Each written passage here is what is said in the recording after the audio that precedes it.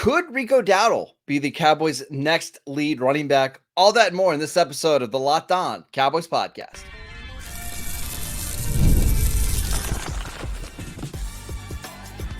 You are Locked On Cowboys, your daily Dallas Cowboys podcast. Part of the Locked On Podcast Network, your team every day.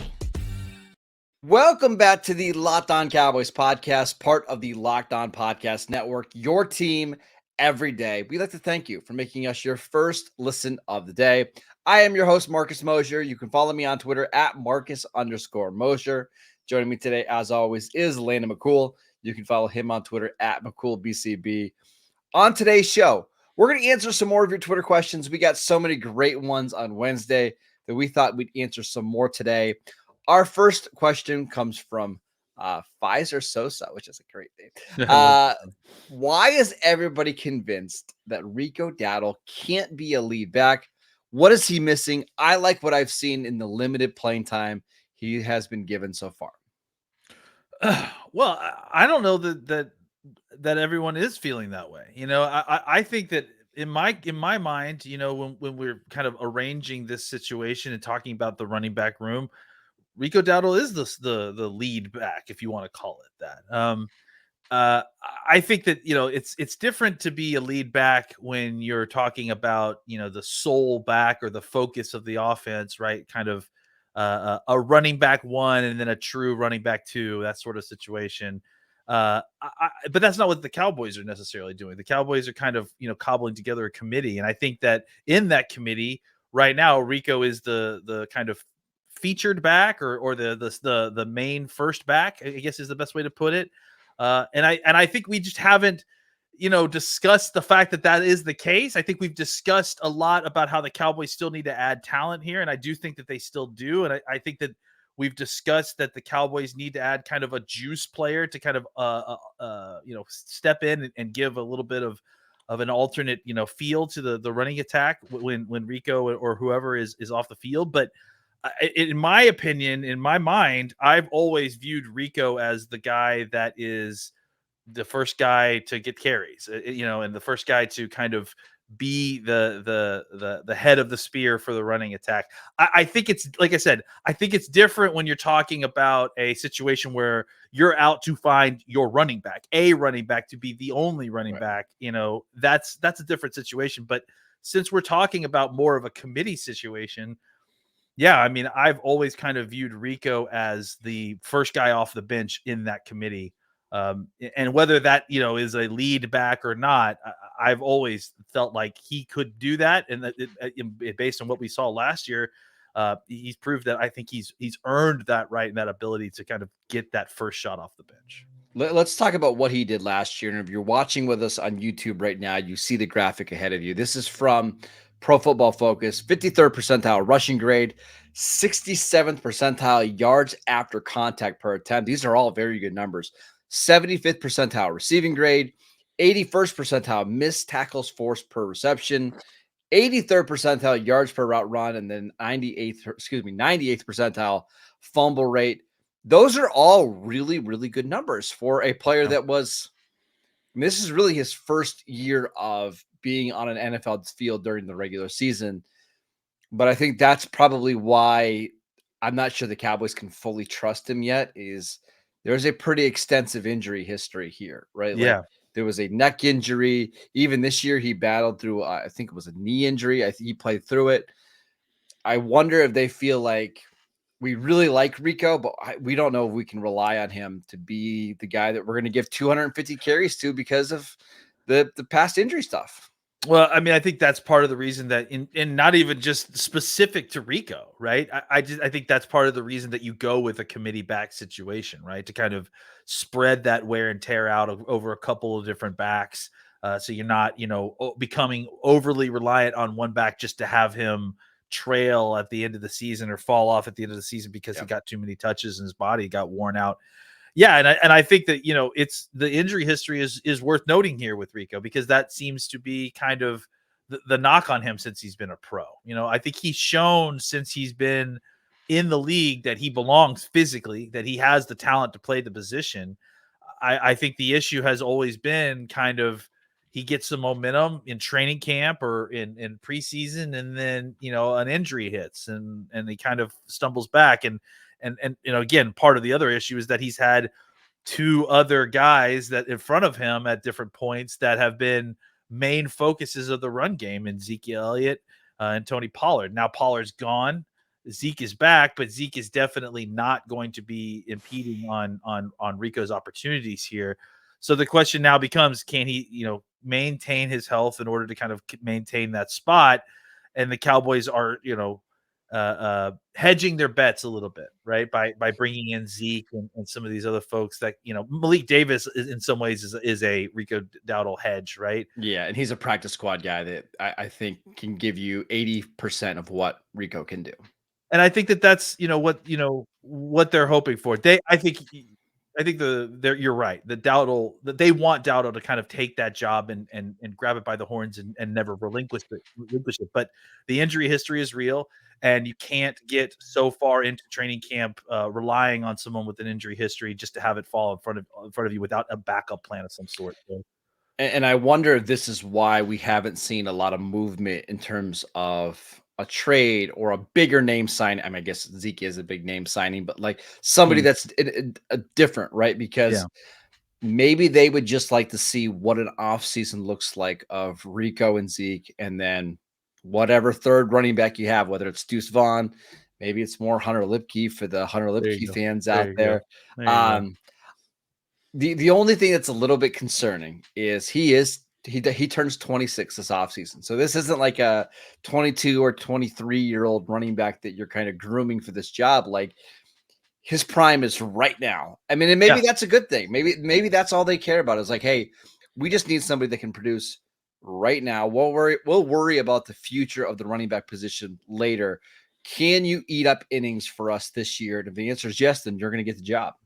Yeah, absolutely. And I think, of these guys, I know that we've kind of lumped these guys all in together in some ways, right? Like the Zekes and the Rico Dowdles and that sort of thing.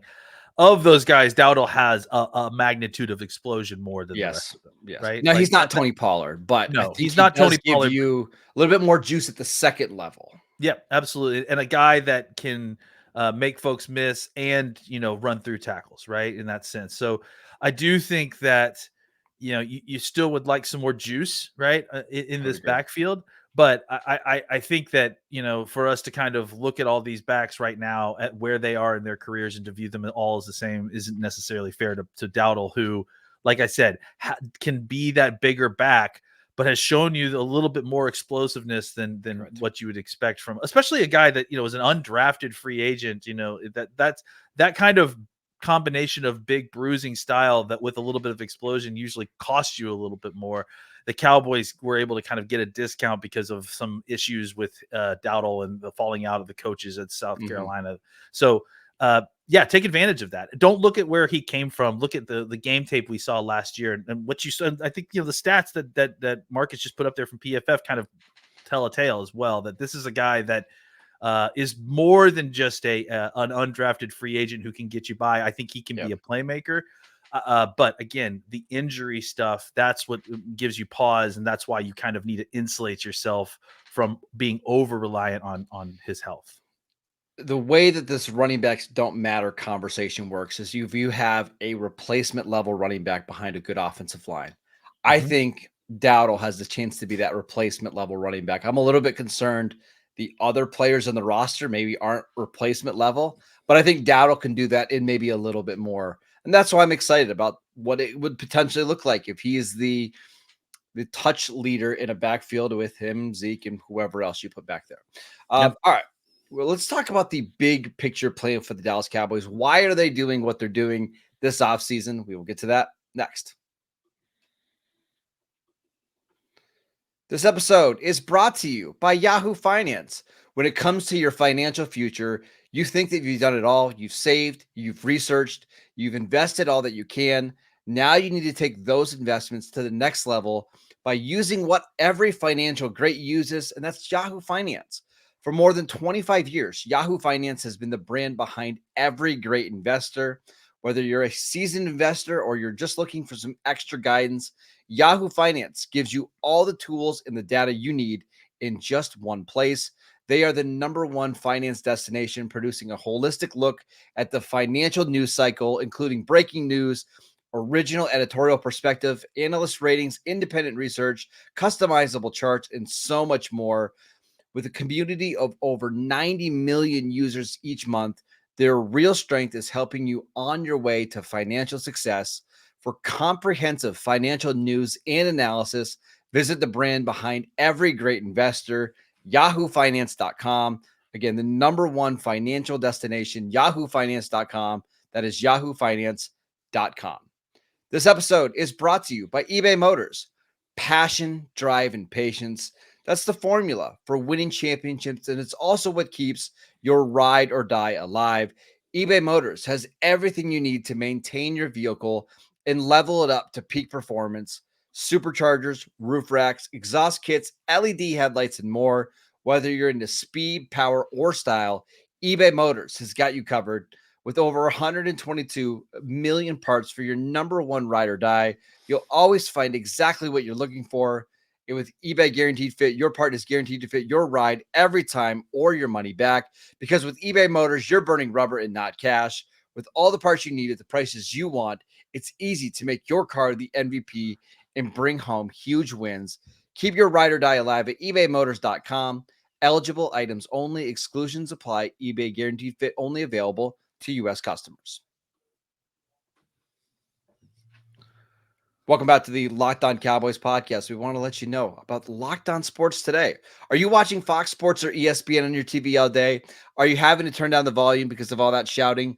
Make the switch to Locked On Sports Today, a free 24/7 sports streaming channel program for you every day to bring you the biggest stories without all that unnecessary screaming.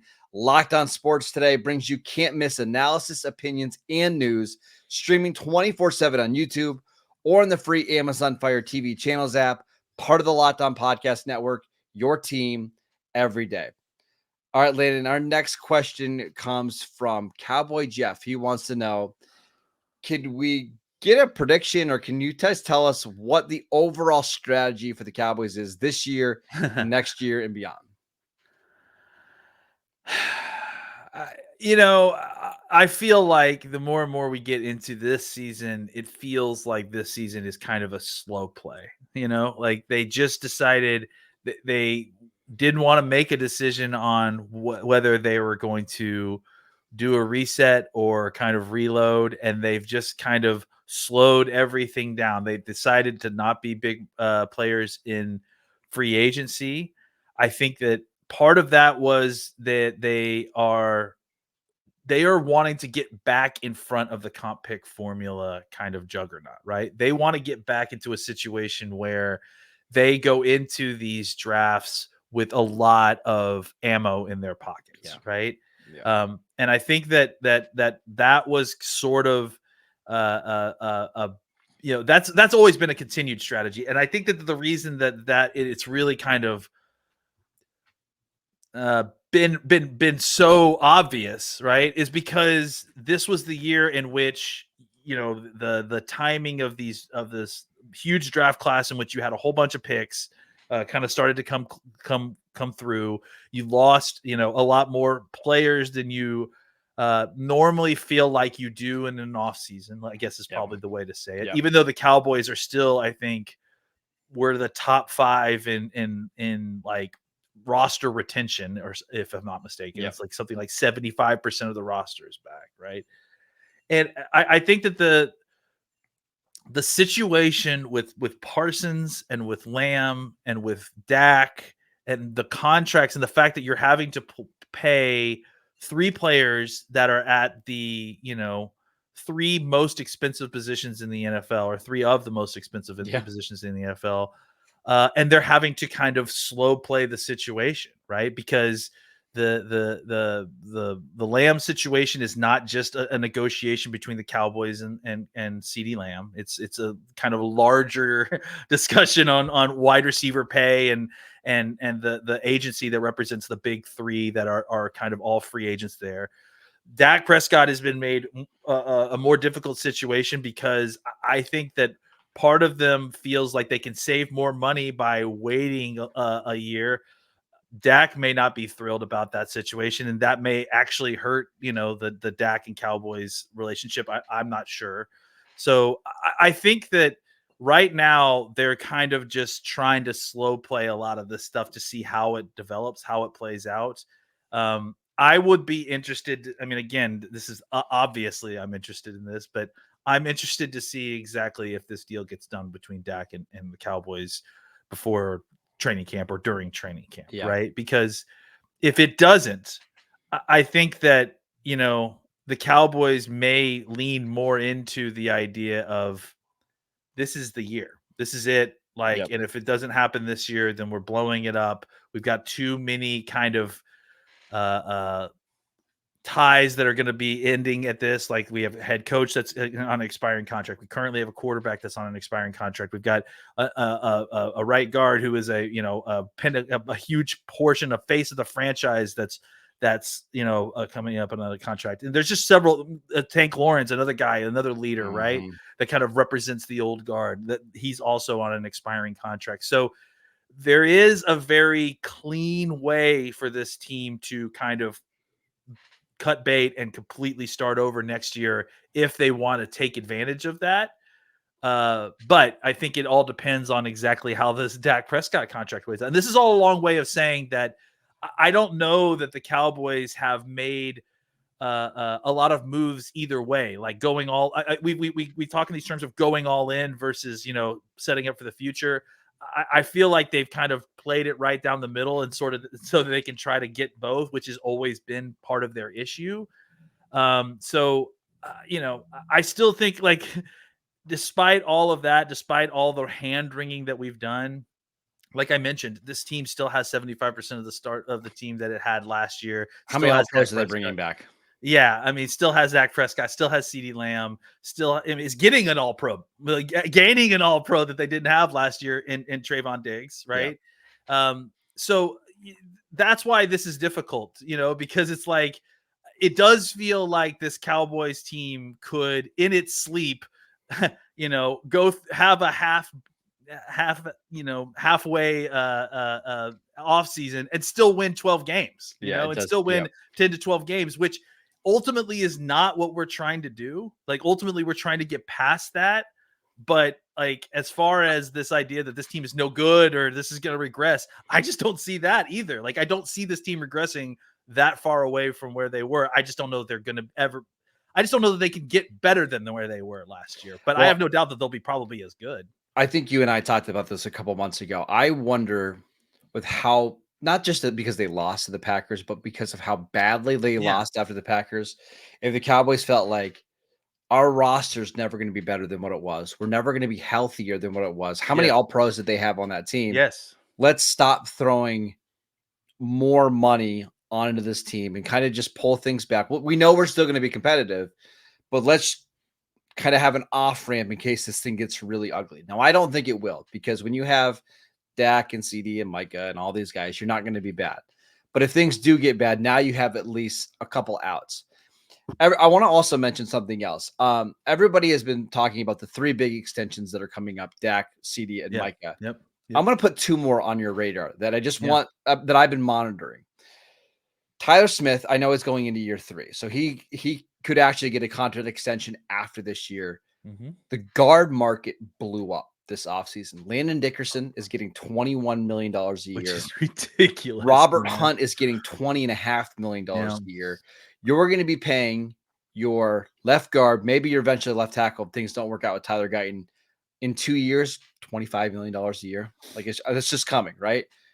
The other one, which is more pressing, is Deron Bland, who was your all-pro corner last year. He has 2 years left on his deal. He'll be eligible for an extension after this year. So not only do you have, once you get all these things figured out, the CD, Micah, Dak contract, those 2 big deals are looming, and you'll have enough cap space to take care of it. But it's also worth mentioning, like, those are 5 players that are all going to be paid at the top 3 of their respective positions. Now, the Cowboys might not decide to pay Deron Bland or whatever, but It's a lot of money that you have to shell out coming up. So at least I think that's in their back of the minds. Well, and there's one more too. Oso Digizua is coming up here Well, very soon, and he's playing at the top of the market right now. And Jake Ferguson is going into year 3. So like there are deals that need to be done and signed, and those guys, are playing. Osa specifically is a guy that not one of the money 5 positions, but defensive tackle has slowly started to creep toward closer and closer to the money 5 positions because just the scarcity there, and because of all the pass rush that's involved in defensive tackle play nowadays. So there is a lot of big picture stuff that they have to look at. Necessarily blame them in some ways for slow playing it, but at the same time, like you're not going to be able to get away with this forever. Like it's not a roster rebuild or reset or anything like that. It almost feels like maybe like a pause period. Like we're just going to pause on making any big signings until we get a little bit more information about what this team is and what I think they are going to be competitive, but I think they want to see, like, can we do more with having less talent around us? Yeah. I think you can listen. I think there's something to it because, and again, this segment's going long, but I'll just say this real quick, that it's tough because, the worst case scenario to me, the absolute worst case scenario that could happen to the Cowboys, like my nightmare, is you go through all of this again, you sign Dak to a long-term contract, and then the same thing happens again.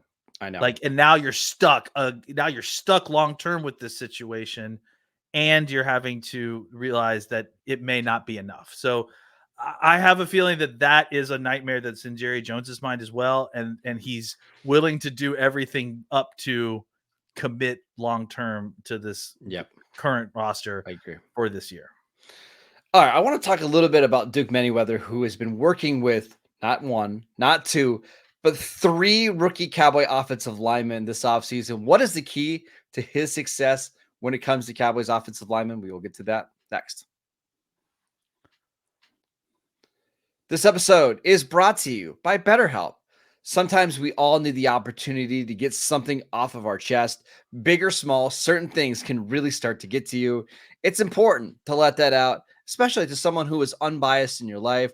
So today I want to tell you how I really feel about something. You might even be thinking the same thing this week. Why don't we have televised minicamp and rookie minicamp practices? There's such an appetite for the NFL and for all these rookies. Like just give us like 20 minutes of these players working out. It would satisfy so much, and it would help with content. I know I'm a little biased, but help us out, NFL. Help us out, Cowboys. Therapy can be different for everyone. Most of us have much bigger problems than our favorite sports teams not broadcasting their practices. And it's important to get things off of your chest every once in a while. So if you're thinking of starting therapy, give BetterHelp a try. It's done entirely online. It's designed to be flexible and suited to your schedule. Just visit BetterHelp.com/lockedon to get 10% off your first month. That is BetterHelp, HELP.com/lockedon. Welcome back to the Locked On Cowboys podcast. Our final question here comes from a longtime listener, Mark. He wants to know, Tyler Guyton has started training with Duke Manyweather's offensive line masterminds. What is it about Duke's training that is so successful, and why does it work for the Cowboys? Well, I think there's lots of reasons there. First of all, I feel like it's extremely comprehensive, right? Like he works on everything from nutrition to technique to, just like how to break down film, how to watch film, and I think that they do things in a very kind of scientific, logical manner, right? They do a lot of cross training. They make sure that these guys understand how to play multiple positions. And I think that kind of honing and focusing on, look, offensive line more than any other position in the NFL, without a doubt, is a technique-based endeavor, right? Like if you don't have correct technique, or I should say this, if you don't have technique that works for you, that is replicable multiple times, like that's really the key. And I think, offensive linemen are great athletes and they're planet players and all that good stuff, but they're going against some of the best athletes in the entire world. It's in defensive linemen, pass rushers. Those guys are just, basically just all the freaks of nature, and they get put into one position group. The way that you have to counteract that is through solid, replicable, down by down technique that you can use to kind of keep maintain balance. And I think that that one thing that Duke really does well is identify the kind of core aspects you need to play the position, and then they will work on the technique without trying to change too much of what you do naturally, right?